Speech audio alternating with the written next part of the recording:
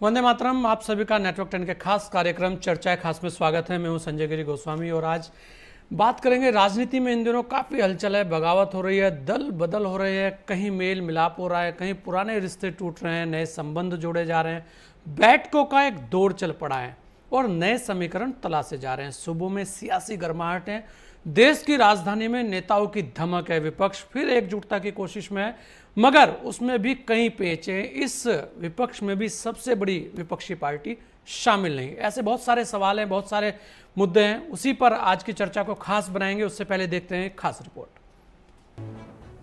देश में राजनीतिक क्षेत्र में बीते दिनों कुछ घटनाएं तेजी से हुई हैं। सूबों में सियासी हलचल है और देश की राजधानी में बैठकों के तौर पर दौर चल रहे हैं। बयानबाजी, ट्वीट से आगे की रणनीति की था ली जा रही है। सियासी हलचल देखिए, उधर एनसीपी नेता शरद पवार राजनीतिक रणनीतिकार प्रशांत किशोर से मिलते हैं, तो दिल्ली के सीएम अपनी प्रेस कॉन्फ्रेंस के लिए अमृतसर जा पहुंचते हैं। उधर कांग्रेस के नवजोत सिंह सिद्धू पंजाब में अपनी ही पार्टी की सरकार को निशाना बना रहे हैं। तो आपने सिख चेहरे को लेकर पंजाब में दावेदारी ठोक दी है। इधर दिल्ली में एनसीपी नेता शरद पवार की मेजबानी में विपक्ष में भी विपक्ष की बैठक शुरू हो गई है। 2018 में बीजेपी के विद्रोही नेता यशवंत सिन्हा और शत्रुघ्न सिन्हा वैचारिक और राजनीतिक मंथन के लिए जिस गैर राजनीतिक राष्ट्र मंच को सामने लाए थे, उसी मंच के तले नेताओं को आमंत्रण दिया गया। देखने लायक बात यह भी है कि शरद पवार पहली बार इस मंच पर आए हैं और उनकी ही मेजबानी में बैठक आयोजित की गई। कहीं न कहीं ऐसा आभास हो रहा है कि सभी घटनाएं एक दूसरे से जुड़ी हुई प्रतीत होती हैं। एक के तार दूसरे से जुड़ते दिख रहे हैं। बंगाल चुनाव के बाद से ही देश की राजनीति में एक अलग तरह की हलचल शुरू हो गई है। अगला साल एक तरह से चुनावी साल है और इसमें यूपी, पंजाब जैसे बड़े महत्वपूर्ण प्रदेश हैं। वहीं कुछ राज्यों में गठबंधन से चल रही सरकारों के अपने मतभेद हैं, जिसे लेकर भी आए दिन कहीं न कहीं बयानबाजी आती रहती है। गौरतलब बात यह भी है कि गठबंधन टूटने से विपक्ष की कुछ राज्यों में सरकार हाथ से निकली है। महाराष्ट्र, राजस्थान, झारखंड जैसे राज्यों में भी अस्थिरता बनी हुई है। ऐसे में विपक्ष को फिर खड़ा करने के लिए हर स्तर पर कवायद की जा रही है। पश्चिम बंगाल चुनाव के दूसरे चरण में ममता बनर्जी ने विपक्षी पार्टियों के कई बड़े नेताओं को पत्र लिखा था। अपने लंबे पत्र में उन्होंने नेताओं से बीजेपी के खिलाफ एकजुट होने का आह्वान किया था। लेकिन विपक्षी राजनीति में राज्यों के संदर्भ में कई झोल नजर आ रहे हैं। एक तरफ आप पार्टी नवजोत सिंह सिद्धू को लपकने के लिए तैयार दिख रही है, तो दूसरी तरफ पंजाब में ही बसपा की टूट हुई है। विपक्ष एकता का यह पैंच झारखंड में भी उलझ रहा है। आप पंजाब में और सपा यूपी में जिस जोड़ तोड़ में लगी हुई है, उसमें विपक्षी एकता कितनी परवान चढ़ेगी, यह कहना मुश्किल है। Bureau report, network 10। और इसी पर हमारे साथ सभी खास मेहमान जुड़ चुके हैं। हमारे साथ अनुज अत्रे जी हैं, कांग्रेस नेता हैं। हमारे साथ शिव शरण सिंह हैं, वरिष्ठ पत्रकार हैं। हमारे साथ क्लाइड क्रास्टो, प्रवक्ता एनसीपी हैं। हमारे साथ रमाकांत मिश्रा जी हैं, जो प्रवक्ता हैं बीजेपी को। और हमारे साथ नील गर्ग जी भी हैं, जो प्रवक्ता हैं आप पार्टी के। आप सभी लोगों का बहुत बहुत स्वागत है। मैं सबसे पहले तो क्लाइड क्रास्टो आपके पास आना चाहूँगा, क्योंकि बात आप ही के यहाँ से शुरू हुई है। जिस तरह एक राष्ट्रमंच, एक नया नाम अब हो रहा है और आजकल बहुत सारे मंच पहले ही दिख रहे हैं, ऐसे में जो शरद पवार जी की ये पहल है, इसे आप कैसे देखते हैं? ये है क्या आखिर? क्योंकि आज जिस तरीके की ये बैठक बुलाई गई, पूरे देश में चर्चा का विषय बना हुआ है। देखिए, सबसे पहली बात तो हमेशा पवार साहब ने ये कहा है कि समवैचारिक जो पार्टियां हैं, जो पक्ष है, वो एक होकर देश में जो समस्या है उसका समाधान करने के लिए एक होना चाहिए। आज जो मीटिंग है वो यशवंत सिन्हा जी ने बुलाई थी और वो पवार साहब के जो घर है दिल्ली में, वहां पर बैठक लिया गया था। और आप देखिए कि हर क्षेत्र के लोग जो है वो लोग वहां पर उपस्थित थे, बिना कांग्रेस से जावेद अख्तर नहीं, सुन लीजिए ना, मेरी बात पूरी सुन लीजिए, मैं बताता हूँ, वहां पर भी आता हूँ, आपके सब सवालों का जवाब दूंगा जी, बोलिए। आप तो सवाल करेंगे, ठीक है। तो हर तबके के लोग जो वहां थे, जावेद अख्तर साहब थे, सुरेंद्र कुलकर्णी साहब थे। ये पहले चरण की मीटिंग है और जैसे अभी लाइव जो प्रेस कॉन्फ्रेंस उसमें कहा गया था कुछ कांग्रेस के नेता आने वाले थे, लेकिन कोई कारणवश कोई दिल्ली में नहीं था या नहीं पहुंच पाया। लेकिन ये बात याद रखिए, कांग्रेस को अलग रखकर कोई मीटिंग लिया नहीं गया, और मीटिंगें होगी आगे चलकर और इस तरह के जो विचार विमर्श होंगे, और कांग्रेस जो है, दूसरे पक्ष के लोग जो है सब उपस्थित रहेंगे। तो इस ये पक्ष को नहीं लिया या वो नहीं आया, ऐसा कुछ नहीं है। ये जो है एक विचार विमर्श का एक मंच था, सब मिलकर आए और वहाँ एक चर्चा हुई। और अगर ऐसा हो रहा है तो फिर बीजेपी को क्यों तकलीफ हो रही है? वो बीजेपी तो कह रही है ना कि हम तो 50 साल तक हम सत्ते में रहेंगे, हम सरकार में रहेंगे, हमें कोई तकलीफ नहीं। तो क्यों भी टेंशन क्यों ले रहे? इतना क्यों उनकी तकलीफ हो रही है? होने दीजिए। ये अपना विपक्ष जो है, देखो लोकतंत्र में विपक्ष का क्या काम है? विपक्ष का काम है कि जो सत्ते में लोग हैं वो गलत कर रहे या कुछ कर रहे, उसके सामने बात करना, बताना, उनको आईना दिखाना। तो हम कर रहे हैं, बस सब मिलकर कर रहे हैं, तो उसमें तकलीफ क्या है? नहीं, बिल्कुल विपक्ष को तकलीफ क्या है? रमाकांत मिश्रा जी, विपक्ष को तकलीफ क्या है? अगर मीटिंगें हो रही हैं, दौर पे दौर हो रहे हैं, तो पहले भी हुई हैं, पहले भी एक बहुत बड़ा मोर्चा बना है और अब फिर दोबारा उस मोर्चे की बात हो रही है, लेकिन शायद इस बार टाइमिंग को लेकर जरूर सवाल खड़े हो रहे हैं। रमाकांत मिश्रा जी, क्या कहेंगे आप? जी संजय जी, ऐसा है, निश्चित तौर पर जो हमारे मित्र प्रवक्ता जो एनसीपी के हैं उनका अपना परिप्रेक्ष्य है, उन्होंने कहा है इस तरह की बातें। लेकिन जो अभी परिदृश्य बन रहा है खास करके देश में, जहां पर चुनाव की जो बिगुल चाहे यूपी का हो चाहे कहीं का भी हो, और इससे पहले जो 5 राज्यों के जो चुनाव हुए हैं, निश्चित तौर पर विपक्ष की जो भूमिका रही है कहीं न कहीं टाइमिंग को लेकर के ये थोड़ा सा बिल्कुल प्रश्न चिन्ह लगता है।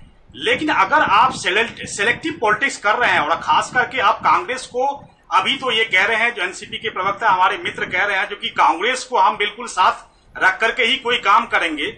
लेकिन एक चीज मैं आपको स्पष्ट कर दूं, हमारे अनुज जी यहाँ पर निश्चित तौर पर हमारे मित्र बैठे हुए हैं, लेकिन कांग्रेस को साथ में लेकर के फिर विचार विमर्श करना तो एक तरह से हर एक पार्टियों के लिए एक जोखिम का काम है। मैं आपको स्पष्ट कर दूं, हो सकता है जो कि हमारे विचार से, हमारे मत से बिल्कुल यहाँ पर कोई उनका मेल न खाता हो, लेकिन मैं एक चीज बता दूं आपको, जो कांग्रेस खास करके एक भ्रमित पार्टी है।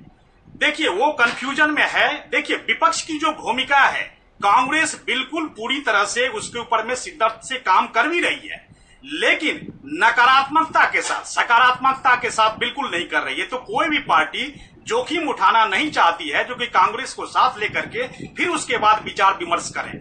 देखिए अब चाहे इससे पहले जो ही 5 राज्यों के चुनाव हुए हैं, उसमें आपने कांग्रेस की जो स्थिति है और जिस तरह की उन्होंने राजनीति करी है, खास करके अभी आपने देखा जो कि अंतर्राष्ट्रीय योग दिवस जो कल बीता है, उसके ऊपर भी ओम जैसे पवित्र शब्द के ऊपर में भी ये राजनीति कर रहे हैं। तो भाजपा को किसी चीज के लिए दिक्कत नहीं हो रही है। भाजपा का जो संगठन है, विश्व की सबसे बड़ी पार्टी, और इसका संगठन उतना ही मजबूत है जितना कि एक पीपल का पेड़ होता है, और निश्चित तौर पर वो मजबूती है। और जो भी है, जो हमारे विपक्ष में बैठे हुए हैं, चाहे वो एनसीपी के हो, चाहे कांग्रेस हो, चाहे आम आदमी पार्टी हो, चाहे वो टीएमसी हो, कोई भी हो, उससे कोई फर्क नहीं पड़ना। हमें कोई पेट में दर्द नहीं हो रहा है। लेकिन देश में जो परिदृश्य चल रहा है, अभी जो परिप्रेक्ष्य चल रहा है, हर एक तरह की जो एक राजनीति जो उठापटक चल रही है, उसके ऊपर में हमारा नजर तो बिल्कुल है, इसमें कोई दो मत नहीं है। बिल्कुल नजर रहनी भी चाहिए। अनुज अत्रेदी, अगर हम देखें अनुज जी, लगातार आज बहुत सारी घटनाएं एक साथ हुई हैं, और आप देखें कि प्रशांत किशोर पहले पंजाब और उसके बाद सीधे आकर मीटिंग करते हैं शरद पवार जी के यहाँ, और उसके बाद से एक और नई सुगबुगाहट आपके सामने है। एक तरफ सिद्धू का मसला चल रहा है, दूसरी तरफ एक यहाँ बैठक राष्ट्र मंच बुला रहा है, विपक्ष के अंदर भी विपक्ष, बहुत सारी चीजें चल रही हैं। इसे कैसे देखती है कांग्रेस, और ऐसे क्या कारण है कि जब जब कांग्रेस की स्थिति होती है कि अब सही स्थिति में आएंगे, चाहे वो पंजाब हो, क्योंकि चुनाव आने वाला है और बड़े चुनाव हैं इस बार, पूरा साल चुनावी साल है 2022, तो ऐसे में कहीं ओम को लेकर आपके यहाँ से विवाद शुरू हो जाते हैं, कहीं सिद्धू को लेकर बवाल शुरू हो जाता है। ऐसी क्या स्थिति है, आखिर कांग्रेस में चल क्या रहा है, कैसे देखते हैं आप सारे घटनाक्रम को? और खासकर प्रशांत किशोर को भी अगर हम बीच में रखें इसमें, तो वो भी एक बहुत बड़ी पहली उभरी है आज। जी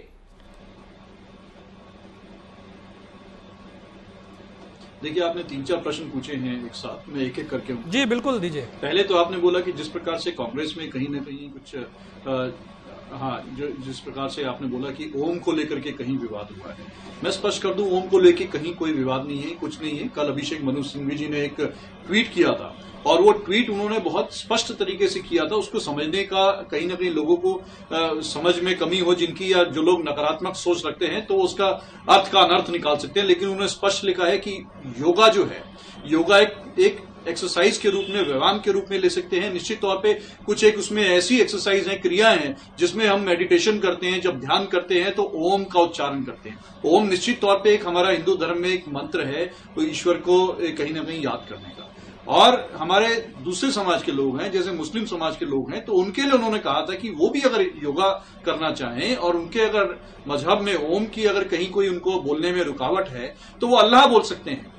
तो ये एक एक्सरसाइज के बतौर, व्यायाम के बतौर उसको देखते हुए कहीं ना कहीं योग के लिए उनको प्रेरित करने के लिए एक ट्वीट किया गया था। लेकिन ये भारतीय जनता पार्टी, इनके संगठन के लोग और इनके चहेते लोग उसमें भी कहीं ना कहीं विवाद निकाल लेते हैं, तो ये इनकी सोच दर्शाती है, देश की जनता देख रही है। दूसरा प्रश्न आपने पूछा कि कांग्रेस में कहीं ना कहीं कुछ विवाद चल रहा है। देखिए, कोई विवाद नहीं है। कांग्रेस में आज भी पार्टी के अंदर हमारे लोकतंत्र जीवित है और कांग्रेस ही एकमात्र ऐसा दल है कि जिसमें लोकतांत्रिक तरीके से नेता कार्यकर्ता अपनी बात करने का उनको अधिकार मिला हुआ है। पंजाब की बात करें तो पंजाब की सरकार कैप्टन अमरिंदर सिंह जी के नेतृत्व में बहुत अच्छे से काम कर रही है। चुनाव, अब कुछ ही महीनों में चुनाव वहां पर होने जा रहे हैं। कांग्रेस की वहां दोबारा से सरकार बनने जा रही है। सिद्धू जी कांग्रेस को बार बार बोल चुके हैं कि मैं कांग्रेस का एक सिपाही हूं, सिपाही की तरह काम करूंगा। जो भी पार्टी अनुज जी रोक रहा हूं, आप ही से ले रहा हूं। आज तो पूरे दिन उनका इंटरव्यू छाया रहा, ट्वीट छाए रहे, उसे लेकर आप क्या कहेंगे? देखिए, निश्चित तौर पे एक वो अच्छे कुशल वक्ता हैं और कुशल उनका एक व्यक्तित्व है। उनके चाहे वो ट्वीट करें या उनका शायराना जो अंदाज है वो पूरे देश में लोग उससे लुभाते हैं। तो वो कुछ भी बोलते हैं तो निश्चित तौर पे वो एक खबर बन जाती है और लोग उसको टीआरपी अपने आप, आपकी भाषा में मैं बोलूं तो मिल जाती है उनको। तो सिद्धू जी लेकिन स्पष्ट कर चुके हैं कि कांग्रेस पार्टी जो भी जिम्मेदारी दी, देखिए वो बीते कितने वर्ष से जो है उन्होंने अपनी स्वेच्छा से मंत्री पद छोड़ा, लेकिन कोई ऐसी बात तो कोई नहीं है कि कहीं पार्टी छोड़ के गए और पार्टी में बगावत की हो या किसी तरह से। पार्टी की जिम्मेदारी से अपना पार्टी की सेवा कर रहे हैं। पार्टी जो भी उनको जिम्मेदारी देती, चुनाव में जहां जहां जिम्मेदारी लगाई, पंजाब में रहते हुए इस समय वो विधायक हैं, अपनी कॉन्स्टिट्यूएंसी में ध्यान दे रहे हैं। और अब चुनाव आ रहे हैं तो उन्होंने स्पष्ट कर दिया कि जो भी राहुल गांधी जी, प्रियंका गांधी जी, कैप्टन अमरिंदर सिंह जी जिस भी रूप में उनकी सेवाएं लेंगे, जो भी जिम्मेदारी देगी वो स्पष्ट कर देंगे। ये अलग बात है कि भारतीय जनता पार्टी और उनके कुछ हमारे विपक्षी दल हैं उसको भी कहीं ना कहीं अंतरकलह का नाम देते हैं, लेकिन कोई अंतरकलह नहीं है। ये आपस में एक लोकतांत्रिक तरीके से हम लोग आपस में विचार विमर्श करते हैं। हमारे मतभेद हो सकते हैं लेकिन मनभेद नहीं है। आपस में उनका विचार जरूर अलग अलग हो सकते हैं लेकिन किसी प्रकार का विरोध नहीं कहा जा सकता उसको। हाँ, विरोध उस चीज को कहा जा सकता है कि जो हमें उत्तर प्रदेश की सरकार और भारतीय जनता पार्टी में देखने को मिल रहा है। विरोध उसे कहा जा सकता है कि भारतीय जनता पार्टी की और जनता दल यूनाइटेड की बिहार में सरकार चल रही है और अंदर अंदर उनकी आपस में किस तरह से नूरा कुश्ती चल रही है। विरोध वहां देखा जा सकता है। महाराष्ट्र से भी आ रही है अनुज जी, इस तरीके की खबरें झारखंड से भी आ रही है। मंत्री किस तरह से खुले जी अनुज जी, तो मैं वही बोला।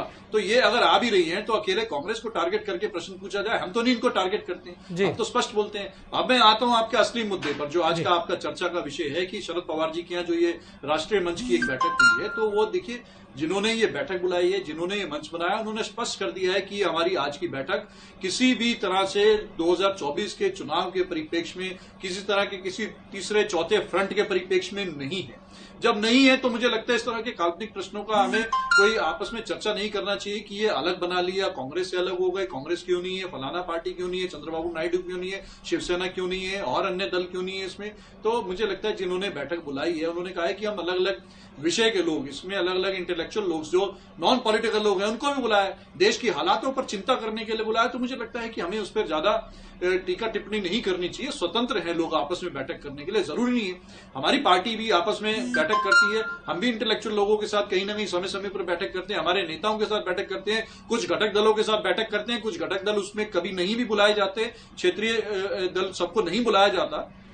तो मुझे लगता है कि इस प्रकार के देखा जाए कि विपक्ष कहीं भट गया है। जहां तक देश का सवाल है, भारतीय जनता पार्टी को टक्कर देने का सवाल है, तो ये सबको मालूम है। तमाम क्षेत्रीय दलों को पता है कि राष्ट्र की अगर बात होगी, केंद्रीय चुनाव की अगर बात होगी, तो कांग्रेस पार्टी ही एकमात्र पार्टी है जिसके बिना चुनाव में परिकल्पना करना भी असंभव है, जिसके बिना जी अनुज जी, बहुत सारी चीजें आपने बताई और हमारे साथ शिव शरण सिंह जी भी हैं, वरिष्ठ पत्रकार हैं, उनसे भी जान लेते हैं कि वो कैसे देखते हैं इस पूरे प्रकरण को, इस पूरे घटनाक्रम को। क्योंकि लगातार शिव शरण जी, अगर आप देखें, लगातार पिछले 2-3 दिनों से दिल्ली गर्म है और ऐसे में कोई कुछ भी बोलता रहे। अब कहते हैं कि जब कुछ होगा तो कुछ कहानियां तो बनेंगी। आपको क्या लगता है कि आखिर माजरा क्या है? क्योंकि अनुज जी तो कह रहे हैं कि कुछ नहीं है, कोई दिक्कत नहीं है, कोई दिक्कत कैसी भी नहीं है, लेकिन चीजें तो चल रही हैं। शिवशरण जी, बिल्कुल बिल्कुल, ये चीजें जो है पश्चिम बंगाल के चुनाव के दौरान से ही उसी समय से प्रारंभ हो गई थी, उसकी सुगबुगाहट मिलना शुरू हो गई थी और परिणाम आने के बाद ये क्लियर हो गया था कि अब उनको एक जुझारू नेतृत्व चेहरा दिखाई पड़ा है ममता बनर्जी का, इसलिए उनका नाम आ रहा है बार बार। और शरद पवार जी एक ऐसे देश के नेता हैं जिनका जोड़ तोड़ में उनका कोई जवाब नहीं है और स्वस्थ लोकतंत्र के लिए मजबूत विपक्ष का होना भी जरूरी है, क्योंकि कांग्रेस पार्टी इस समय देश में अपने पार्लियामेंट में उनकी जो संख्या है उस हिसाब से बड़ा कमजोर विपक्ष माना जाता है। ऐसे में स्वस्थ लोकतंत्र के लिए विपक्ष भी मजबूत होना चाहिए। हाँ, ये कांग्रेस के को अलग करके जो पूर्व में तीसरा मोर्चा करके समय समय पे बनाया गया, चाहे 2019 में हो, चाहे 2020 में हो या और उसके पहले की घटनाएं ले लीजिए, तीसरा मोर्चा, लेकिन उसी के पैटर्न पर ही ये राष्ट्रमंच का एक नया नाम दिया गया है वही सब कुछ जो पूर्व में थर्ड फ्रंट के रूप में चेहरे दिखाई पड़े, वर्क हुआ और वो चुनाव पार्लियामेंट तक आते आते वो अपने आप से बिखर जाता रहा है। अब ये कितना भविष्य में कितना मजबूत होंगे, इसमें जितने भी दल शामिल हैं और कितना असफल होंगे, ये तो भविष्य के गर्त में है। लेकिन इन्होंने एक शुरुआत किया है जो हर किसी भी पार्लियामेंट के चुनाव को पहले एक होता है देश लेवल पर, तो वो राष्ट्रीय लेवल पर उन्होंने राष्ट्रमंच का गठन करके उसकी शुरुआत किया है। अब इसमें जम्मू कश्मीर के पार्टियों को क्षेत्रीय दलों के नाम पर शामिल किया गया है। अब देखना होगा कि ये महबूबा मुफ्ती जैसे उनका नेता का बयान जो पाकिस्तान से जुड़ा हुआ आया है, उसको ये कैसे अपने को इस देश की जनता के बीच में राष्ट्रमंच को चलाते हुए उसको कैसे सबके दिल में अपनी जगह बना पाएंगे, ये सवाल यहाँ पे खड़ा होगा। नहीं, बिल्कुल आज के हालात ये बहुत बड़ी बात है, बहुत सारी चीजें हैं, लेकिन क्योंकि शरद पवार जी अपने आप में एक बहुत बड़ा चेहरा है और वो कुछ भी करें एक खबर बनती है, इतना बड़ा चेहरा है कि हर कोई चाहे पक्ष हो या विपक्ष हो उनका सम्मान करता है, देखता भी। और उन्होंने किसी चीज की शुरुआत की है तो कहीं ना कहीं कुछ तो कहानी उसमें है, और खासकर जब ऐसे समय में, क्योंकि अभी कोई लोकसभा के चुनाव आसपास भी नहीं है, केवल प्रदेश स्तर पर चुनाव होने, तो वो कोई सभी को पता है कि वहां पर क्या किस दल की स्थिति है।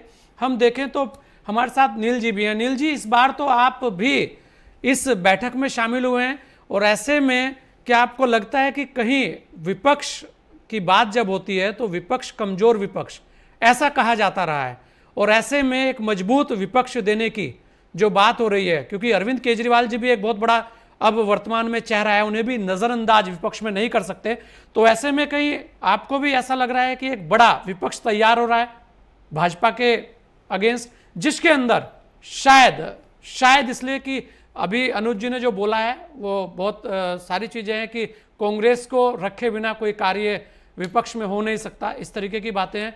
तो मैं वही जानना आपसे चाह रहा हूं कि आप कैसे देखते हैं, क्योंकि आप पार्टी भी अब की बार इस राष्ट्रमंच के अंदर गई है।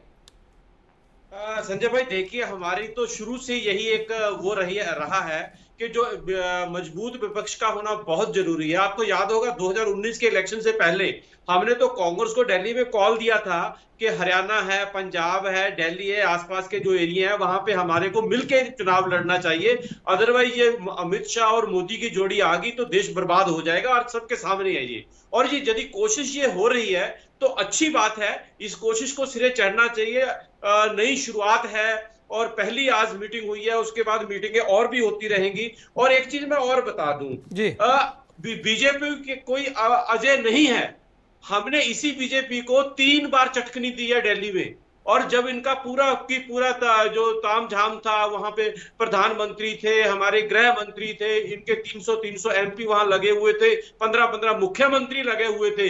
लेकिन दिल्ली में आपने देखा होगा कैसे हमने दूसरी बार फिर हमने 62 सीट्स वहां पे जीती हैं। सो मेरा कहने का मतलब है, यदि सामने से जो विपक्ष है वो मजबूत होगा तो बीजेपी को हराना मुश्किल नहीं है, हम लोग हरा सकते हैं। और एक चीज और आपको बता दूं कि ये बीजेपी की बहुत बड़ी गलतफहमी है कि ये इनमें आपस में फूट है, ये कुछ कर नहीं पाएंगे। मैं एक ताजा उदाहरण देता हूं। पंजाब से शुरू हुआ था किसान आंदोलन, उसमें 32 जथेबंदियां हैं और उनके आपस में बहुत से यानी कि मतभेद थे, लेकिन एक इशू पे वो इकट्ठे होके आज बीजेपी को नाको चने दबा दिए उन्होंने। आज वो आंदोलन, किसान आंदोलन जो पंजाब से शुरू हुआ था, आज पूरे देश में फैल चुका है और उसका नतीजा वेस्ट बंगाल में इन्होंने देखा है। और 2022 का जो यूपी का इलेक्शन है, पर्टिकुलरली मैं आपको एक और बता दूं, वो बीजेपी के लिए एक वो लिटमस टेस्ट होगा, क्योंकि यदि वहां पे आज जो कोशिशें शुरू हुई हैं, इन कोशिशों की बदौलत यदि यूपी में कुछ अच्छा कर निकलता है विपक्ष, तो बीजेपी के पांव नहीं लगेंगे 2024 में। ये मैं आपको लिख के दे सकता हूं। नील जी, जिस तरीके से अनुज जी कह रहे हैं पंजाब में सब कुछ ठीक है, उसे लेकर आप क्या कहेंगे? आप तो खुद पंजाब से आते हैं, अभी दिन में भी आप हमारे साथ जुड़े हुए थे। देखिए, जहां तक पंजाब का संबंध है, पंजाब के लोग जब इस कोविड फैला हुआ था वो उम्मीद कर रहे थे कि कांग्रेस की सरकार उनकी मदद करेगी, लेकिन ये आपस में अंतरकला इनकी इतनी है, उलझे हुए हैं। और अभी मैं अनुज जी को सुन रहा था, अनुज जी बोल रहे थे कि नवजोत सिंह सिद्धू बड़े पार्टी के वफादार सिपाही हैं। मैं इनसे एक चीज पूछना चाहता हूं, जो मुद्दे वो उठा रहे हैं, वो मुद्दे उठा रहे हैं कि पंजाब में जो माफिया राज चल रहा है, पंजाब में जो गुंडा राज चल रहा है, पंजाब में जो कैप्टन साहब अकाली दल के साथ मिलकर सरकार चला रहे हैं, जिससे सरकार के जो खजाने को तकरीबन 40-45 हजार करोड़ रुपए का हर साल चूना लग रहा है, और वो पैसा जो खजाने में आना चाहिए वो प्राइवेट हाथों में जा रहा है, यानी कि माफिया के हाथों में जा रहा है। उनके ऊपर इनका क्या विचार है? क्योंकि वो नवजोत सिंह सिद्धू ने अपनी इंटरव्यू में बिल्कुल क्लियर कट बोला है कि उन्होंने बिल्कुल बोला है कि मेरे को कोई औहदा नहीं चाहिए, मेरे को कुछ नहीं चाहिए, मेरी तो लड़ाई मुद्दों की लड़ाई है। अब अनुज भाई ये भी बता देना फिर इन मुद्दों के ऊपर इनकी पार्टी का क्या स्टैंड है, क्योंकि जब 2017 में कैप्टन अमरिंदर सिंह ने पंजाब में सत्ता में आए थे, उससे पहले उन्होंने बड़ा एक इमोशनल कार्ड खेला था। पंजाब में गुरबानी का, गुरु ग्रंथ साहब का बहुत ज्यादा मान सम्मान है। उन्होंने गुटका साहब को हाथ में पकड़ के कस्में खाई थी कि मैं घर घर नौकरी दूंगा, पंजाब में जो नशे चल रहे हैं उनको। अनुज भाई आपके पास ही आऊंगा, अनुज भाई मैं आपके पास भी आऊंगा। एक बार नील जी को जरा बोलने दीजिए, हम भी बहुत सारी चीजें यहाँ जवाब दे दूं इनकी बात का। बिल्कुल अनुज भाई आपसे जवाब लूंगा, अनुज भाई आपसे जवाब लेंगे। एक बार पहले नील जी को बोलने दीजिए, उसके बाद आप पूरा जवाब दीजिएगा इनको। नील जी बोलिए। इन्होंने हाँ बिल्कुल, इन्होंने गुटका साहब को हाथ में पकड़ के झूठी कस्में खाई थी कि हम बेअदबी के जो दोषी हैं उनको सजा देंगे, पंजाब में खुदकुशियां कम होंगी, पंजाब में जो प्राइवेट थर्मल प्लांट के साथ एग्रीमेंट हुए हैं जिनकी वजह से पंजाब में पूरे हिंदुस्तान से महंगी बिजली मिलती है, हम उनको रिव्यू करेंगे। वो कहां है सारे वायदे? और आज कैप्टन जो है पंजाब में वो फिगर नहीं रहा जो 2017 में था। आज सबसे ज्यादा यदि एंटी इनकम्बेंसी है, जो सबसे ज्यादा वीक लीडर है, तो कैप्टन ही है। आज हम बात कर रहे हैं दिल्ली में हुई बैठक को लेकर। लगातार सभी खास मेहमान हमारे साथ जुड़े हैं। मैं क्लाइड क्रास्टो आपके पास आना चाहूँगा। वर्तमान में अगर देखा जाए तो शरद पवार जी देश में एक बड़े चेहरे हैं और 2-3 चेहरे ऐसे हैं जिसका विपक्ष भी बहुत सम्मान करता है, चाहे वो देश के प्रधानमंत्री क्यों ना हो। गुलाम नबी आज़ाद साहब और शरद पवार उनमें से वो ऐसे चेहरे हैं जिनका हर ओर सम्मान है। ऐसे में जो विपक्ष की एक कवायद है, क्योंकि प्रशांत किशोर मिलने के बाद ये बैठक हुई, भले ही आपने कहा सिन्हा साहब ने बुलाई, लेकिन सिन्हा साहब भी आज तृणमूल कांग्रेस का चेहरा है, वहां से आए हैं। तो क्या आपको नहीं लगता कि ये जो कवायद है ये भी हो सकता है कि शरद पवार जी, क्योंकि मजबूत एक चेहरा है, विपक्ष के पास जो चेहरे की कमी की बात होती रही है, तो देश में एक बड़े चेहरे के रूप में आज विपक्ष उनके नेतृत्व में खड़ा होना चाह रहा हो और अग्रिम जो चुनाव है चाहे वो कहीं पे भी लड़े जाएं, उसके अंदर एक बड़ा चेहरा शरद पवार के रूप में हो। इस बात में कितनी सच्चाई है, कितने सहमत हैं आप? देखिए, पवार साहब तो एक बड़े नेता है इस देश के, तो उसमें तो कोई दो राय है नहीं जी। वो बड़े नेता थे और बड़े नेता है, आदरणीय प्रधानमंत्री जी हमारे नरेंद्र मोदी साहब भी उनको गुरु मानते हैं, तो ये बात तो सही है। और आप जो प्रश्न पूछना चाहते हैं क्या उनके नेतृत्व में, देखिए ये जो मैंने पहले बताया आपको, समविचारिक पक्ष जो है, ये जो लोग हैं, जो अलग क्षेत्र के लोग जो आए, अगर वो चाहते हैं कि पवार साहब उनको मार्गदर्शन करे, उनको साथ रहे, तो वो तो है साथ में। और बार बार मैं आपसे एक और मैं सुन रहा था, सबके जो चर्चा में आप लोग बात कर रहे थे, बार बार ये कहा जा रहा है कि कांग्रेस नहीं है, कांग्रेस नहीं है। हम दोहरा रहे हैं और सब लोग कह रहे हैं, प्रेस कॉन्फ्रेंस में भी बाद में जो हुआ कि ये जो है पहले चरण की मीटिंग है, कुछ कांग्रेस नेता नहीं आ सके, दूसरी जो मीटिंगें होगी वहां कांग्रेस आएंगी। तो अगर ये सुनने के बाद भी अगर ये प्रश्न उपस्थित किया जा रहा है कि कांग्रेस को अलग रख रहे हैं, तो ये भी एक रणनीति और सोच समझ के राजनीति चल रही है। आपको मैं बता दिया, एक एक कर जो कांग्रेस के नेता है वो अभी सोशल मीडिया पर ट्वीट कर रहे हैं। यहाँ पे मैं आपसे एक सवाल यही ले रहा हूँ इसी में, क्योंकि इसलिए कहा जा रहा है कि वर्तमान में कुछ ऐसी खबरें दिल्ली में आ रही थी कि महाराष्ट्र में कहीं ना कहीं मतभेद चल रहा है एनसीपी का और कांग्रेस का। उसके अलावा झारखंड में भी इस तरीके के मतभेद की बात हो रही थी। उसके अलावा पंजाब के अंदर की स्थिति आपके सामने चल रही है।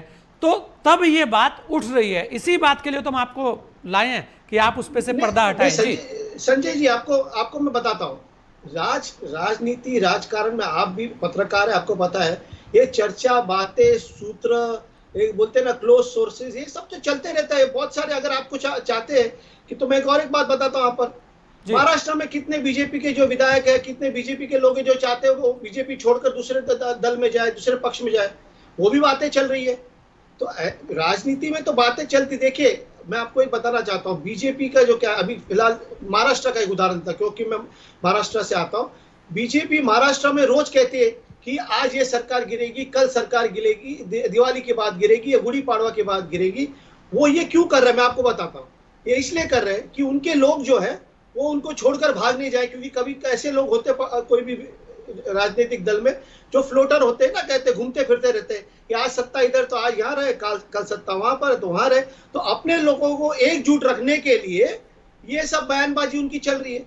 तो अटकलें लगाना तो राजनीति में चलता रहता है, लेकिन सत्य परिस्थिति जो वर्तमान में जो परिस्थिति ऐसे है कि आज समविचारिक पक्ष जो है उनको साथ में आना है। देश में जो परिस्थिति हो, जो चाहे वो कोरोना की परिस्थिति हो या कोई दूसरी परिस्थिति हो, महंगाई हो या जो भी चीजें चल रही है, आज लोगों के पास नौकरी नहीं है, आज लोगों के पास काम नहीं है, महामारी के कारण कितने लोगों को तकलीफ हुई। तो ये सब मुद्दों को अगर उजागर करना है, लोगों के सामने लाना है, तो एक मजबूत विपक्ष होना चाहिए। और लोकतंत्र में विपक्ष का तो काम यही होता है ना कि जो सरकार में है उनके बारे में जो गलत है वो सामने लोगों के वहां दर्शाना है, उनको आईना दिखाना है, यही तो उनका काम है। बिल्कुल तो अगर साहब आपने जो बोला ना मजबूत शब्द, मजबूत विपक्ष, इसी की बात हो रही है। यही तो हम कह रहे हैं, क्या देश में ऐसी स्थिति चल रही है कि जो वर्तमान में सरकार है, जो मोदी जी की ताकत है उसके, क्योंकि आप लोग जिस तरीके से गठबंधन, जिस तरीके से मोर्चे बनाते हैं, वो कहीं ना कहीं दर्शाता है कि भारतीय जनता पार्टी मजबूत है, इसके विपक्ष में आकर सभी दलों को एकजुट होना चाहिए। तो क्या ऐसा नहीं है कि जो शरद पवार जी हैं उनके चेहरे पर क्वायद हो रही हो कि देश में प्रधानमंत्री का अगला चेहरा विपक्ष का मजबूत, जिस मजबूत शब्द की आप बात कर रहे हैं वो शरद पवार होंगे? देखिए मैं आपसे कहना चाहता हूं, ये जो सब मिलकर एकजुट होकर आए हैं वो निर्णय करेंगे, सही समय पर निर्णय होगा। तो और जो भी चेहरा वो चाहेंगे, ये जो लोग मिलकर जो है, जितनी भी विपक्षीय पार्टी है एक होकर, जो आज समविचारिक लोग हैं, जो जिस समय पर निर्णय लेंगे, जो चेहरा उन्हें चाहिए वो चेहरा सामने आएगा। तो आप उसमें तो दो राय नहीं है। और जैसे मैंने बताया आपको कि आज जो है हमारे नेता जो है पवार साहब जो है देश के सबसे सर्वोच्च बड़े नेता है। तो आज उनके पास सलाह मशवरा करने के लिए या उनके पास उनका जो विचार है वो समझने के लिए अगर लोग आते हैं तो उसमें गलत क्या है? नहीं, गलत किसी ने बोला? गलत किसी ने नहीं बोला। नहीं तो बीजेपी, देखिए आप नहीं बोल रहे, मैं काफी सारे डिबेट आज दोपहर से कर रहा हूं तो कोई कुछ और बोल रहा है, कुछ और बोल रहा है। बीजेपी को बहुत तकलीफ हो रही है। मेरा कहने का मतलब यही है कि बीजेपी क्या कर रही है सब जगह पे, बोलते हैं इंग्लिश में एक शब्द है कि इनविंसिबल, वो कह रहे हैं कि हम इनविंसिबल है, हम 50 साल सत्ता में रहेंगे, हमें कोई हरा नहीं सकता। तो फिर क्यों इतना टेंशन ले रहे? होने दीजिए ना, विपक्ष अपना काम कर रही है, आप अपना काम करें। याद रखिए एक समय ऐसे भी था कि बीजेपी के सिर्फ 2 सांसद थे, आज है ना उनके। तो आप अगर आप राजनीति में कहे कि भाई ये पार्टी खत्म हो गई या ये नहीं हो सकता, ऐसा कोई भी इंसान बात नहीं कर सकता कि राजनीति में आज ये है तो कल कोई और हो सकता। क्लाइड क्रास्टो जी, एक सवाल और आपसे ले रहा हूं, छोटा सा सवाल। महाराष्ट्र में सब कुछ ठीक है गठबंधन में? बिल्कुल ठीक है, सब कुछ ठीक है। वो मैंने आपको यही तो उदाहरण दिया ना कि बीजेपी महाराष्ट्र में अटकलें लगा रही है और ये सब जो बोलते हैं ना कंफ्यूजन पैदा कर रही है। क्यों? कि उनके लोग जो है डर कर छोड़कर नहीं जाए बीजेपी को, उनको अपने लोगों को पकड़ के रखना है तो उनको सपने दे रहे हैं। बिल्कुल। रमाकांत मिश्रा जी, आपने क्लाइड क्रास्टो को भी सुना, नील जी को भी सुना, अनुज जी को भी आपने सुना, क्या कहेंगे आप? संजय जी, एक चीज मैं कहना चाहूंगा। मैं सबसे पहले तो मैं नील जी का, मैं प्रवक्ता जो आप हैं, हमारे मित्र हैं, उन्होंने कहा था जो कि बीजेपी को हराया नहीं जा सकता। बिल्कुल ऐसा है जो कि जिस तरह से उन्होंने बोला है, जो कि 2 बार हमने बीजेपी को दिल्ली में पटखनी दी है। मैं एक चीज कहना चाहूंगा, जो कि अन्ना हजारे हमारे जो आदरणीय हैं, उनको भी इन्होंने इस तरह से पटखनी दी जो फिर भी दोबारा उठने के काबिल नहीं रहे। पहली बात। दूसरी बात, कांग्रेस को आईना दिखाने का काम खुद ही हमारे आम आदमी पार्टी के जो मित्र हैं उन्होंने करके दिखा दिया। रह गई बात, हमारे एनसीपी के जो प्रवक्ता हमारे मित्र बैठे हुए हैं, उन्होंने कहा है जो कि भाजपा को दर्द हो रहा है। तो एक चीज आपने जो प्रश्न किया, उस चीज से वो कन्नी काट गए, जो कि प्रधानमंत्री का जो चेहरा है, क्या शरद पवार जी होंगे? तो उन्होंने कहा जो कि नहीं, ये महागठबंधन में जाकर के तय होगा और एक प्लेटफॉर्म पर जाकर के विचार विमर्श होगा, फिर जाकर के निर्णय लिया जाएगा। देखिए, इससे पहले भी महागठबंधन का निर्माण हुआ था और उसकी क्या दुर्दशा हुई थी, सबने देखा है उस चीज को। तो इसीलिए इस तरह की जो राजनीति हो रही है, जो महागठबंधन है, चाहे वो आदरणीय शरद पवार जी हो, चाहे ममता बनर्जी जी हो, चाहे राहुल गांधी हो, देखिए एक प्लेटफॉर्म पर आने के लिए ये कोशिश जरूर कर रहे हैं, लेकिन इसमें पहले भी सफल नहीं हुए हैं और अभी भी सफल नहीं होंगे। क्योंकि इन लोगों की जो राजनीति है, वो सकारात्मक राजनीति मुझे कहीं नजर नहीं आ रही है, केवल नकारात्मक राजनीति है। और खास करके जहां पे बात है जो कि ये मोदी विरोध करते करते ये राष्ट्र विरोधी भी कहीं ना कहीं हो गए हैं।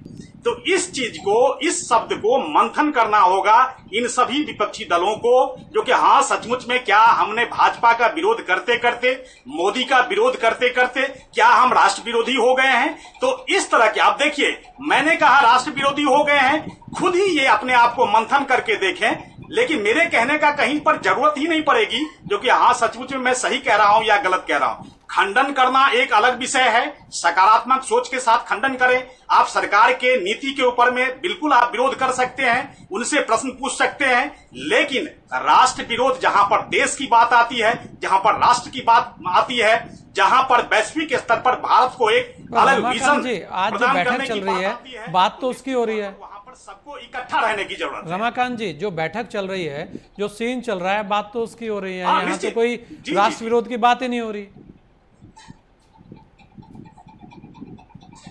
नहीं, मैं कह रहा हूं सकारात्मक राजनीति की बात कर रहा हूं मैं जी। इसीलिए मैं कह रहा हूं जो कि ये जो नकारात्मकता और सकारात्मकता की जो मैं बात कर रहा हूं, मैं सकारात्मक राजनीति की बात कर रहा हूं। राष्ट्र में तो मैं तो एक शब्द मात्र जोड़ा है मैंने इसमें, जो कि राष्ट्र विरोध का, ये तो मैंने मात्र एक शब्द जोड़ा है जी। लेकिन मेरा कहने का मतलब है सकारात्मक राजनीति के साथ अगर विपक्ष आता है तो निश्चित तौर पर सब उसको स्वीकार करेंगे। लेकिन नकारात्मक राजनीति के साथ आपने देखा ही है जो कि आम आदमी पार्टी किस तरह से दिल्ली को, किस प्लेटफॉर्म पर आज आपने पिछले कोरोना के जो सेकेंड वेव था उसमें किस तरह से, किस मोड़ पर दिल्ली को ला करके खड़ा कर दिया था। इनके न विजन रहे, न इनकी मैनेजमेंट रही। आप पंजाब की बात ले लें, छत्तीसगढ़ की बात ले लें, महाराष्ट्र की बात ले लें, किस तरह से इन लोगों ने उस राज्य को एक ऐसे मुहाने पर खड़ा कर दिया जहां पर लोगों की सबसे जो मोर्टेलिटी रेट है इन्हीं राज्यों में हुई है, सबसे संक्रमण दर भी इन्हीं राज्यों में थी। और इस चीज को मंथन करने की जरूरत है। मुझे कहने की कोई जरूरत नहीं जो भाजपा को दर्द हो रहा है, क्या हो रहा है, बिल्कुल नहीं। आप उसके पर मत जाइए, आप उसी पे जाइए जहां पे सकारात्मकता है। जी संजय जी बिल्कुल। अनुज जी, बहुत सारी बातें लगातार चल रही हैं, बहुत सारे चीज़ें हैं। देखिए आपके सामने, खुद आपने बहुत सारी चीज़ें बोली, लेकिन नील जी ने और कुछ कह दिया, ऐसे बहुत सारे आरोप लगा दिए। और अभी वर्तमान की परिस्थितियां जो हैं वो भी आपके सामने हैं। अब आप एक एक करके सबको जवाब दीजिए। जी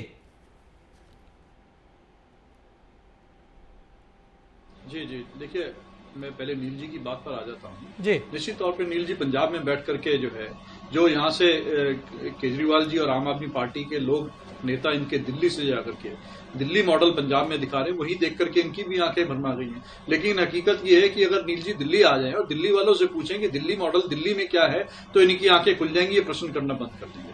7 साल का कार्यकाल हो गया केजरीवाल जी का, तीसरी बार मुख्यमंत्री बने हैं 2013 से लेकर के अब तक। लेकिन ये नहीं बता पा रहे हैं कि आज तक दिल्ली में हॉस्पिटल कितने बनाए हैं, क्यों नहीं एक भी नया हॉस्पिटल केजरीवाल जी की सरकार शिलान्यास करके उसको बना सके। जो 3 हॉस्पिटल कांग्रेस की सरकार 2013 में अधूरे बनते हुए छोड़ गई थी, आज तक वो भी नहीं चालू कर पाए। उपलब्धि तो इनकी ये है। जो ये दिल्ली में शिक्षा का मॉडल की बात करते हैं, तो 500 नए स्कूल का वायदा किया था, क्या 50 स्कूल भी इन 8 सालों में बना पाए हैं? जरा नील जी पूछ लीजिएगा अपने मुख्यमंत्री जब आपके पास आएंगे पंजाब में। और बात करते हैं शिक्षा के मॉडल की, पंजाब में शिक्षा के मॉडल की बात करते हैं तो ये नहीं बताते हैं कि जो 2013 में जब दिल्ली में 18 लाख बच्चे पढ़ रहे थे, तो 2.5 लाख बच्चे क्यों कम हो गए जबकि आबादी बढ़ी है गवर्नमेंट स्कूल में। एक तरफ कहते हैं कि लोग प्राइवेट स्कूल छोड़ के गवर्नमेंट स्कूल में आ रहे हैं क्योंकि पैसे नहीं दे पा रहे, लेकिन हकीकत यह आंकड़ों की बात करी जाए तो गवर्नमेंट स्कूल से बच्चे कम हुए, बढ़ने चाहिए थे। तो ये आपका शिक्षा का मॉडल है। केवल एक स्कूल में आप स्विमिंग पूल बना करके दिखा करके कहते हैं कि दिल्ली के हमने सारे स्कूलों में स्विमिंग पूल बना दिया। 5400 स्कूल हैं दिल्ली में जो कांग्रेस की सरकार ने बना के दिए। आप बता दीजिए कितने स्कूलों में आपने स्विमिंग पूल बना दिया जो पंजाब में जाके आप बात करते हैं। रही सवाल बिजली की, तो बिजली का लोग देख रहे हैं इस कोरोना काल में, पैंडेमिक के समय में आपने बिजली के लोगों को कितनी राहत दी है। इस महीने जो बिजली के बिल आ रहे हैं लोगों को, जरा आके पूछिएगा दिल्ली वालों से, 2 गुने बिल आ रहे हैं। पिछले महीने के जो पैसे दे दिए उसको जोड़ करके, और इस महीने 2-2 गुने बिल आ रहे हैं।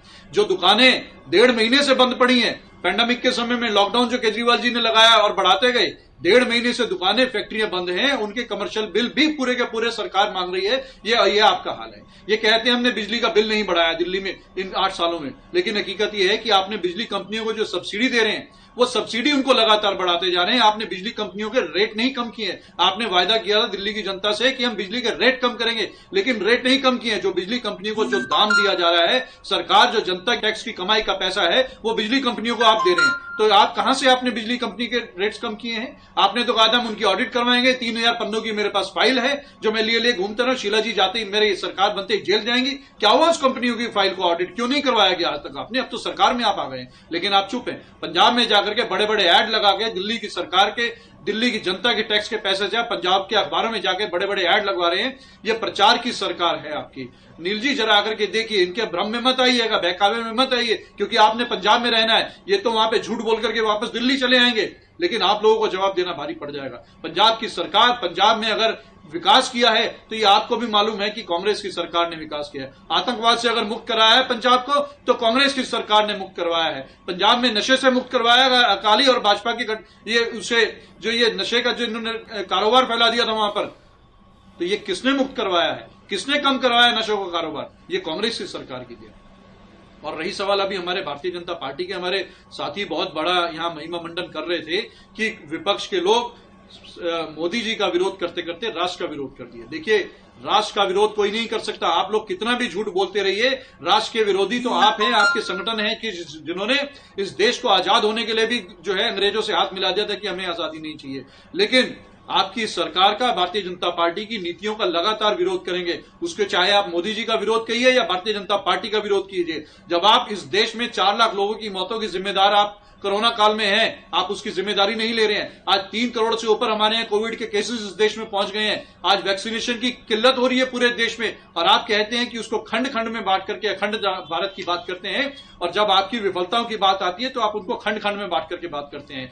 देश के प्रधानमंत्री पूरे देश के प्रधानमंत्री हैं। वो महाराष्ट्र के भी उतने प्रधानमंत्री हैं जितने उत्तर प्रदेश के प्रधानमंत्री हैं, उतने दिल्ली के भी प्रधानमंत्री हैं। अगर दिल्ली में वैक्सीनेशन की कमी हो रही है और अन्य प्रदेशों में वैक्सीनेशन नहीं मिल रही है, 18 साल से ऊपर के युवाओं को वैक्सीनेशन नहीं उपलब्ध हो रही है, तो उसकी जिम्मेदारी केंद्र सरकार की है कि इनको जवाब देना चाहिए कि 6.5 करोड़ वैक्सीनेशन क्यों इन्होंने हमारे देश के युवाओं का जो है बाहर एक्सपोर्ट कर दिए, जब इस देश में वैक्सीनेशन की सबसे अधिक आवश्यकता थी।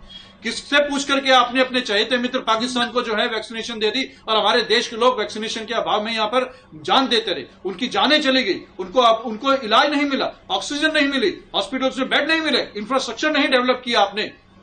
डबल इंजन की सरकार भारतीय जनता पार्टी की और आम आदमी पार्टी की नूरा कुश्ती की वजह से दिल्ली में लोगों की जानें गई हैं। लोग देखा है इस महामारी में, इस पैंडेमिक में, अभी अप्रैल महीने में लोगों को ऑक्सीजन नसीब नहीं हुई है। एक एक बेड हॉस्पिटल में तलाशने के लिए लोगों की जो है जान और प्राण निकल गए, लेकिन बेड नसीब नहीं हुए, इलाज नसीब नहीं हुआ, और आप अपनी वाहवाही करते हैं। आप कहते हैं कि मोदी विरोध, क्यों नहीं करेंगे विरोध, क्यों नहीं करेंगे भारतीय जनता पार्टी का विरोध, जिसने नोटबंदी के ला करके लोगों के ऊपर थोप दिया था और ये कहा था कि इस देश में जो है हम काला धन वापस लेकर के आएंगे। बताइए, नोटबंदी से लेकर के आज तक कितना काला धन वापस ले आए? कितनी शर्म की बात है। काला धन वापस लाने वाले, इस देश में 20 लाख करोड़ रुपए विदेशों से वापस लाने वाले लोग, इस महामारी के समय जब लोगों की आमदनी घट गई और स्विस बैंक में भी जाकर के 200 गुना जो है वहां पर लोगों की काला धन भारतीयों का जमा हो गया। ये कहां से आ रहा है? ये किसके राज में वहां पहुंच गया? ये तो भारतीय जनता पार्टी के राज में वहां पहुंचा है। और आप देखिए, पेट्रोल डीजल के दाम पूरे विश्व में कम हो रहे हैं। आधे से ज्यादा रेट जो है कम हमारे पड़ोसी मुल्कों में है। पाकिस्तान में आप बार बार पाकिस्तान को आंखें दिखाने की बात करते हैं, पाकिस्तान को बर्बाद देश होने की बात करते हैं। पाकिस्तान जैसे देश में भी 50 रुपए में बिक रहा है पेट्रोल, और हमारे यहां 100 रुपए पे पहुंचा दिया आपने। ये किसकी देन है? क्या इन चीजों का विरोध नहीं होना चाहिए? जब कच्चे तेल के दाम गिर रहे हैं और पेट्रोल डीजल के दाम बढ़ रहे हैं, 20 लाख करोड़ से ऊपर ये सरकार ने पैसा अर्जित कर लिया पेट्रोल और डीजल से एक्साइज बढ़ा करके। क्यों आपने बार बार एक्साइज बढ़ाई? क्यों कच्चे तेल के दाम जब गिरे तो जनता को आपने क्यों नहीं उसका लाभ बढ़ाया? क्यों नहीं आपने उनको लाभ दिया पेट्रोल और डीजल के दाम? अनुज जी, आज की बातों पर आए, एक सवाल और मैं आपसे ले रहा हूं अनुज जी, क्योंकि ये तो बहुत सारी बातें, बहुत सारे आरोप लगातार चलते रहेंगे, मुद्दा कुछ छोड़ता चला कहीं और जाएगा। अगर देखें जिस तरह से विपक्ष बार बार इस तरीके के मंच बनाता है या गठबंधन करता है, ऐसे और भी प्रयास लगातार चलते आ रहे हैं काफ़ी बार से, 2019 में भी हुए, उससे पहले भी, और अब फिर दोबारा इसी तरीके के प्रयास हो रहे हैं। कहीं ना कहीं जो विपक्ष एकजुटता की जब बात करता है तो ये नहीं दर्शाता कि जो मोदी की ताकत है ये उसके सामने एकजुट हो जाओ, ये और उस ताकत को बढ़ाता है। इसके लिए क्या कहेंगे आप? क्योंकि लगातार जब भी एकजुट हो जाओ, पूरा विपक्ष एकजुट हो जाओ, और वो विपक्ष एकजुट कभी होता दिखता नहीं है जी। अनुज जी, देखिए, आपने 2-3 बातें पूछी, मैं जवाब दे देता हूं कि विपक्ष के एक निश्चित तौर पे देखिए विपक्ष के एकजुट होने का आवश्यकता है, विपक्ष को एकजुट होना चाहिए। और ये जो आज जो बैठक हुई है शरद पवार जी के यहाँ, मुझे लगता है शायद आपने भी पूरी तरह से जानकारी नहीं ली हो। जो बैठक खत्म होने के बाद वहां से जो माजिद मेनन जी ने जो मीडिया ब्रीफ किया है, उन्होंने स्पष्ट किया है कि पहली बात तो ये है कि ये बैठक यशवंत सिन्हा जी ने बुलाई, आवाज जरूर शरद पवार जी का प्रयोग किया गया। तो और इसमें कोई राजनीतिक दलों को आवाज के हिसाब से पॉलिटिकल पार्टीज को नहीं बुलाया था, व्यक्ति विशेष को इन्होंने इंडिविजुअली बुलाया गया। कांग्रेस के भी कई नेताओं को इन्होंने इंडिविजुअली रिक्वेस्ट करके बुलाया था, लेकिन नहीं जा पाए, कोई भी अपना अलग अलग कारणों से नहीं जा पाए। और जितने भी इन्होंने बुलाए हैं, दलों के हिसाब से कोई ऑल पार्टी मीटिंग नहीं थी, कोई राष्ट्रीय विपक्षी दलों की बैठक नहीं थी, कोई क्षेत्रीय दलों की बैठक नहीं थी। शरद पवार जी और यशवंत सिन्हा जी ने मिलकर के एक मंच बनाया है। उस मंच में इन्होंने लोगों को अपने इंडिविजुअल तौर पे जोड़ने का प्रयास कर रहे हैं, और उसमें प्रयास में, लेकिन मैं इतना कहूंगा कि इनकी सोच सकारात्मक है। सोच ये सकारात्मक है कि इस देश में जो माहौल चल रहा है, भारतीय जनता पार्टी की सरकार ने जो देश में माहौल बना रखा है, उस माहौल को एक कहीं ना कहीं लोगों को एकजुट करना है, लोगों को जागरूक करना है। तो मैं कहता हूं इस प्रयास में कोई भी व्यक्ति जुड़े, चाहे किसी भी मंच के उस पर जुड़े, उसका स्वागत होना चाहिए, उनका समर्थन करना चाहिए। जी बिल्कुल, और स्वागत होना ही चाहिए। नील जी, बहुत सारी बातें अनुज जी ने की। एक बात में यहाँ पे अनुज जी क्योंकि शायद सहमत हो, क्योंकि अभी जिस विपक्ष की बात हो रही है, जिस विपक्ष एकता की बात हो रही है, तो आप भी विपक्ष में गिने जाते हैं, क्योंकि आप भी लगातार भारतीय जनता पार्टी के विरोध में खड़े हैं, और आप भी उस मीटिंग के अंदर गए हैं, और भी मीटिंग्स में आप भी जाएंगे। तो ऐसे में पंजाब के अंदर क्यों कांग्रेस के साथ आप गठबंधन कर नहीं उतरते? क्यों वहां कांग्रेस के ऊपर आरोप प्रत्यारोप लगा रहे हैं? यह भी तो एक बड़ा सवाल खड़ा होता है। एक तरफ विपक्ष भारतीय जनता पार्टी का और एक तरफ विपक्ष कांग्रेस का। संजय भाई, मैं इससे पहले एक चीज, जो मेरे मित्र हैं ये बीजेपी के, वो उनका कहना, हमारा दुर्भाग्य ये है पंजाब हिंदुस्तान का कि आप बीजेपी की नीतियों का विरोध कीजिए, आप मोदी का विरोध कीजिए तो ये राष्ट्र का विरोध उसको मानते हैं। इससे आगे मेरे को कुछ नहीं बोलना। किसी की नीतियों का विरोध करना राष्ट्र विरोध कैसे हो सकता है? और दूसरी बड़ी बात, आज मोदी जी का जो करिश्मा या कद इतना बड़ा हुआ है, वो इसलिए हुआ है कि उसके सामने जो लीडर है उनको वो कंपेयर करते हैं राहुल गांधी से। जिस दिन विपक्ष का मजबूत लीडर उनके सामने होगा तो उस दिन मोदी साहब का इतना बड़ा कद नहीं होगा। अब मैं वापस आता हूं पंजाब की तरफ। जैसे मेरे ये कांग्रेस के मित्र अनुज जी ने बोला है कि इन्होंने 3-4 प्रश्न उठाए हैं, हमारी शिक्षा नीति के ऊपर, हमारी हेल्थ सर्विसेज के ऊपर। 1% मेरा भी है इसमें नील जी, 1% मेरा भी है जी। उसका भी जवाब दूंगा मैं। जी। अब आप एक चीज बताइए मेरे को, जब हमने सत्ता संभाली थी 2015 में, तो दिल्ली का जो 26,000 करोड़ का बजट हुआ करता था, आज वो 17,000 करोड़ रुपए का बजट है। और ये चीज हम नहीं कह रहे हैं, ये सीएजी बोल रही है कि हिंदुस्तान में यदि कोई सरकार पॉजिटिव में है वो सिर्फ और सिर्फ दिल्ली की सरकार नहीं, चलिए है। ये मेरे को सरकारों बता पर तो बात बाद में कर लेंगे नील जी, आज तो मुद्दे पे बात कर लें जी। आज तो पक्ष विपक्ष और विपक्ष के अंदर भी विपक्ष, इसकी बात हो रही है जी। मैं उसी मुद्दे पे आ रहा हूं सर। संजय भाई ऐसा मत बोलिए, लोग हमारे ऊपर आरोप लगाए, हम उनका जवाब भी ना दें। नहीं, बिल्कुल जवाब दीजिए। हाँ बिल्कुल। आज उसी शिक्षा नीति की जब पूरे हिंदुस्तान में क्या अंतरराष्ट्रीय पद्धति पे चर्चा हो रही है, और ये बोल रहे हैं कि आपकी शिक्षा नीति कहाँ है। आज हमने 20,000 नए रूम बनाए हैं वहां पे, और 20,000 रूम में कितने स्कूल बन गए ये खुद अंदाजा लगा लें। और आज हेल्थ सर्विसेज की क्या इशू है पूरे दिल्ली में, ये लोग देख सकते हैं। और बिजली की बात कर रहे हैं, शीला दीक्षित बोलते थे कि ऑडिट नहीं हो सकता। जब से हमारी सरकार बनी है, एक दिन बिजली के रेट नहीं बढ़ने दिए हैं। और ये टैक्स, सरकार के टैक्स के पैसे की, लोगों के टैक्स के पैसे की बात कर रहे हैं। हम तो बजट भी बढ़ा रहे हैं, 26,000 से 70,000 करोड़ कर दिया। लोगों को फ्री में बिजली भी दे रहे हैं। 33 लाख परिवार ऐसे हैं दिल्ली में जिनका बिजली का बिल नहीं आता है। तो हम क्यों बात ना करें अपने दिल्ली मॉडल की? हम क्यों इन चीजों की लोगों में चर्चा नहीं करेंगे? ये दिखा दें इनकी कितनी जगह सरकार है, ये एक भी दिखा दें जहां इन्होंने स्विमिंग पूल बनाया हो, दिल्ली के मॉडल का एक भी स्कूल बनाया हो। इनके मुख्यमंत्री हैं पंजाब के, जब 2020 में दिल्ली में इलेक्शन हो रहा था, वो कैंपेन करने के लिए आए थे। 1 घंटे में उनको अपना बोरिया बिस्तरा बांधना पड़ा था। नील जी, आपकी बातों से तो लग रहा है कि अब तो विपक्ष है ही है, मतलब कांग्रेस के साथ कोई गठबंधन दिख नहीं रहा। देखिए दो चीजें हैं हमारे, दो इलेक्शन। सपोज करो हमने इनको बोला था, जब नेशनल इलेक्शन होता है, पार्लियामेंट का इलेक्शन होता है, वो अलग इशू है। जब आप स्टेट के इलेक्शन की बात करते हैं वो अलग इशू है। दोनों के मुद्दे अलग है, दोनों की चीजें अलग है। अब इन्होंने पंजाब को बर्बाद करके रख दिया है। माफिया राज जहां चल रहा है, तो यहाँ पे गुंडा राज यहाँ पे चल रहा है। अपने घर ये भर रहे हैं, पंजाब बर्बाद हो रहा है। पंजाब के ऊपर 3.25 लाख का कर्जा चढ़ गया है, वो किसने चढ़ाया? हम उसकी बात क्यों नहीं करेंगे? सब हम जब पंजाब में रहते हैं तो पंजाब की बात करेंगे। बिल्कुल, और करनी भी चाहिए, और ये बिल्कुल ये सारी चीज़ें दिख रही हैं। शिवचरण जी, क्योंकि सारे लोगों को आपने सुना, क्या निष्कर्ष निकालते हैं आप? क्या लगता है आपको? क्योंकि यहाँ इस तरीके की स्थितियां हैं कि एक जगह विरोध है और एक जगह हाथ मिलाने की बात चल रही है, तो कैसे संभव होगा? यही यहाँ सबसे बड़ा पेच है, और शायद इसीलिए इसी पेच को खोलने के लिए शरद पवार जी का चेहरा आगे किया गया है। क्या लगता है आपको शिवचरण जी? क्योंकि समय कम है जी। बिल्कुल बिल्कुल।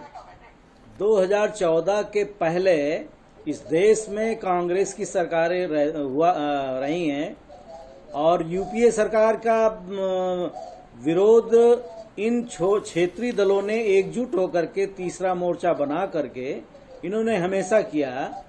और आज कांग्रेस की ये स्थिति है कि वो विपक्ष के लायक भी नजर नहीं आई है। कांग्रेस इस देश में जितना कमजोर होती गई, क्षेत्रीय दल उतना मजबूत होते चले गए। उसी का कारण है आज कांग्रेस अन्य राज्यों में उसकी बड़ी दयनीय स्थिति है।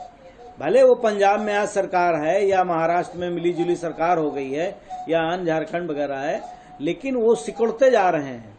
ये जो जितने दल आज इकट्ठा हो रहे हैं, ये लोग भारतीय जनता पार्टी को सांप्रदायिक का आरोप लगाते हुए इससे दूरी बना के रखा इन लोगों ने 2014 के पहले तक, और कांग्रेस के विरोध में खड़े होकर एक तीसरा मोर्चा रहा।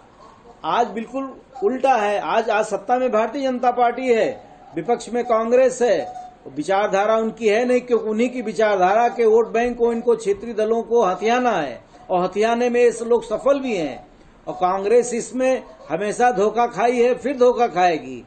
ये तीसरा मोर्चा ऐसे ही रहेगा, कांग्रेस बिल्कुल इससे अलग रहेगी। देखिए, सारे प्रवक्ताओं की जो बातें आ रही हैं वो यही है, अगर ये लोग कांग्रेस का और भारतीय जनता पार्टी का विरोध क्षेत्रीय दल नहीं करेंगे तो वो ये क्षेत्रीय दल मजबूत नहीं हो सकते हैं। ये क्षेत्रीय दलों को ये बिल्कुल शिवचरण जी, यही एक बड़ा सवाल है, और लगातार इसी पर शायद कार्य भी हो रहा है। चलिए, आप सभी लोगों ने अपना कीमती समय में दिया, इसके लिए बहुत बहुत धन्यवाद आपका। देश में विपक्षी एकता की बातें नई नहीं है, खासकर जब जब चुनाव होते हैं विपक्षी एकता की बातें जोर शोर से उठने लगती है। आने वाले समय में कई सूबों में चुनाव है, और लोकसभा से पहले इन चुनावों का खास महत्व है। खासकर यूपी, पंजाब, गुजरात, उत्तराखंड जैसे राज्यों पर सबकी नजर है। राजनीतिक घटनाएं तेजी से हो रही हैं, और लगातार अब मीटिंगों का दौर इसी तरह देखने को मिल सकता है। कहीं ना कहीं बहुत सारी चीजें सामने आ सकती हैं। अभी तो शरद पवार के घर बैठक हुई है, कल ये भी हो सकता है कि जमवाड़ा अलग अलग जगह हो। इस चर्चा है खास में इतना ही, दीजिए मुझे इजाजत। जय हिंद।